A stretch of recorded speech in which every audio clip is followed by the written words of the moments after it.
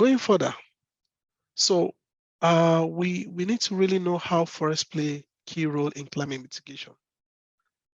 One aspect is the large quantity of CO2 being emitted are being consumed within the forest. So as human, we breathe in oxygen and we breathe out CO2. As plants, they breathe in CO2 and they emit oxygen. So when forests are destroyed, they release large quantity of carbon dioxide into the atmosphere, which contributes to climate change. So that means there won't be a place to keep this CO2 and this stays in the atmosphere. Another aspect is forests are the largest storehouse for carbon after the ocean, because we have the ocean, we also have the forests. However, when forests are destroyed by activities such as logging of wood and land conversion for agriculture, they release large quantities of carbon dioxide and other greenhouse gases into the atmosphere. And the last one, reducing deforestation and forest degradation must be part of the solution to global climate change. So these are key indicators for us. And when we look at how this forest management is related to different aspects of the SDG. So we have SDG 1 to 17. So we have SDG Goal 1, Goal 2, 6, 7, 11, 12, 13, 14, 15, and 17. So this provides you with an indicator that it's part of the major global action to help to mitigate climate change. So this is giving you an overview that it's important we consider forest management in whatever sector we are into.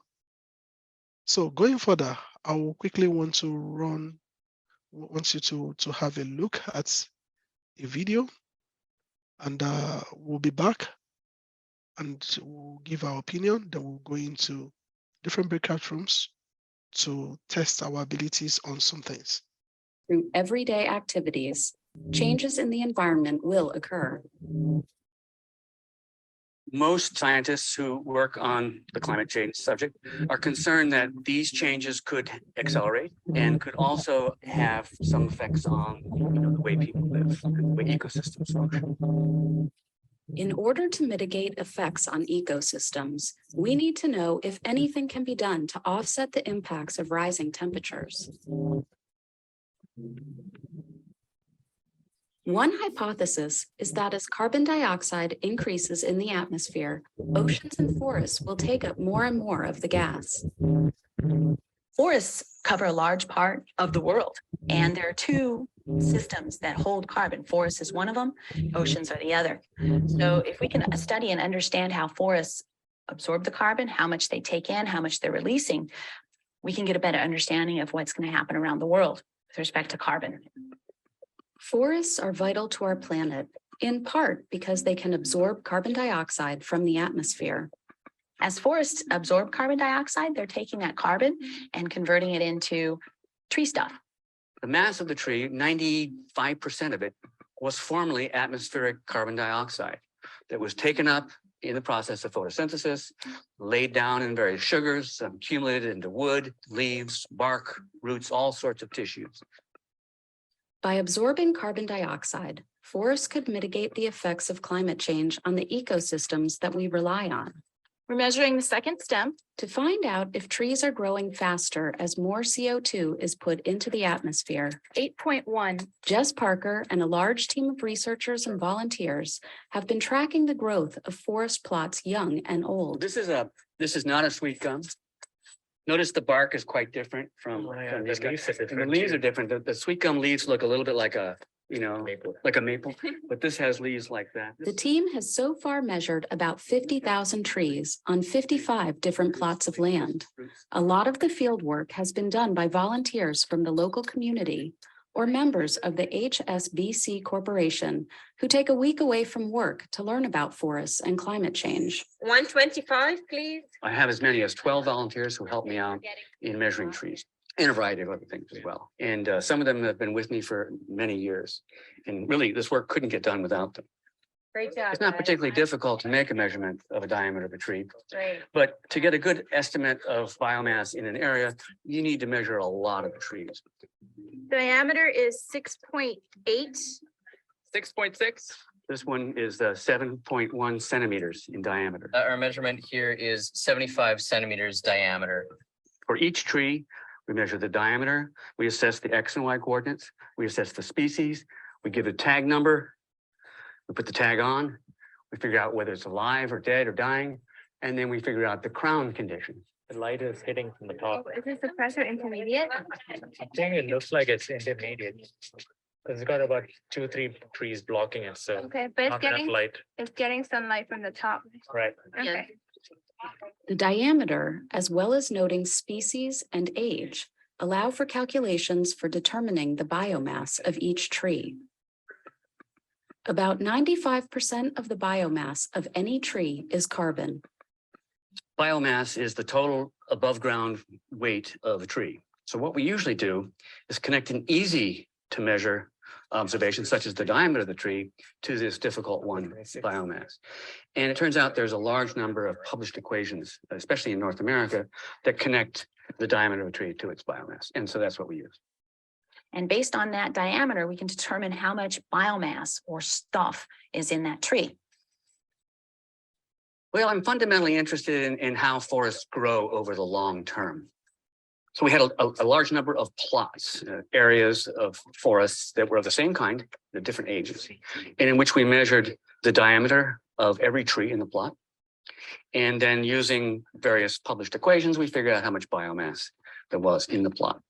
Normally, you're just looking at these plots once to get a snapshot of how the whole ensemble is behaving. But in our case, we went back and remeasured them as many as 8 times. And because of that remeasurement, we were able to see something about the recent behavior of those plots relative to the long-term behavior. Okay, go back 10 centimeters. In addition to using field data to track the total biomass of each tree over time, cores of trees are also used to estimate the age and the rate of growth. And what we can see here is that this is where the bark was, right? And down here is the center of the tree. The cores reveal tree rings, and the spaces between the rings reveal how fast a given tree grew during a given year. You can actually estimate how large the tree was at any time in the past by subtracting these ring widths from its current diameter. So you can construct a history of the biomass of the tree all the way back to infancy. All of the data, from tree cores to measuring the diameters of trees over time, presented a real surprise. And the general trend is for forests to start growing rapidly, but then slow down with age. So the contrast would be between a young forest with little biomass, but really rapid growth, and an old forest with lots of biomass, but not very much growth. So this is the trend that we would expect. But what we found when we looked at the individual stands that we measured repeatedly was that instead of having this growth rate for a young forest, it was doing this. And instead of this growth rate for an intermediate forest, it was doing that. And instead of this growth rate for an old forest, it was doing that. In some 80% of the cases that we looked at, they were growing a lot faster than expected. Is this much faster rate of growth of trees a natural solution for climate change?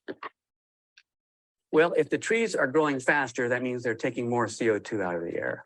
So to the extent that this is an effect that was stimulated by CO2 in the atmosphere, it probably means, or it could mean, that the CO2 concentrations are rising less rapidly than you would. Tree growth is right now keeping up with rising CO2 levels, but perhaps eventually the amounts of water and nutrients, what trees also need to grow, will be limited, and tree growth will not continue at the current accelerated rate. There's probably a stimulatory effect on the part of the extra atmospheric CO2, but we don't think it can go on for very long. First of all, eventually trees run into other limitations, such as the availability of water, or nutrients in the soil. There may be a certain point where no matter how much carbon dioxide you have in the atmosphere, the forest will no longer be able to grow because they just don't have the other resources that they need. To get a better idea on how long this accelerated growth will continue, Jess and his team are implementing new techniques for measuring tree growth. One technique is using a dendrometer. The dendrometer is wrapped around the trunk of a tree. As the tree expands, so will the dendrometer, and the amount the diameter has changed can be measured down to 1/100th of a millimeter. And that's a distance far thinner than your own hair. First, I insert the jaws of the caliper into the gap. And here I got 42.98 millimeters. If we make measurements frequently throughout the growing season, we can figure out when the tree began to grow. We can figure out when it stopped growing, and we can even see small-term responses to things like droughts. They're really best for getting fine time-based measurements of the responses of the trees. This data will give a clearer answer to whether forests will continue to grow at an accelerated rate, providing a barrier between us and a rapidly changing world, or slow down in their growth rates, bringing the effects of climate change sooner than later. I think that as our population continues to grow and we continue to consume, I think it's still really important to be kind to our environment and be cautious with, how much fossil fuels we burn, whether we burn wood, how much we're cutting down forests, not just for fuel, but for agriculture and other purposes. We don't know if there's a limit to how much forests can grow. I mean, there may be a point where they are no longer the carbon sink, which is what we're trying to find out.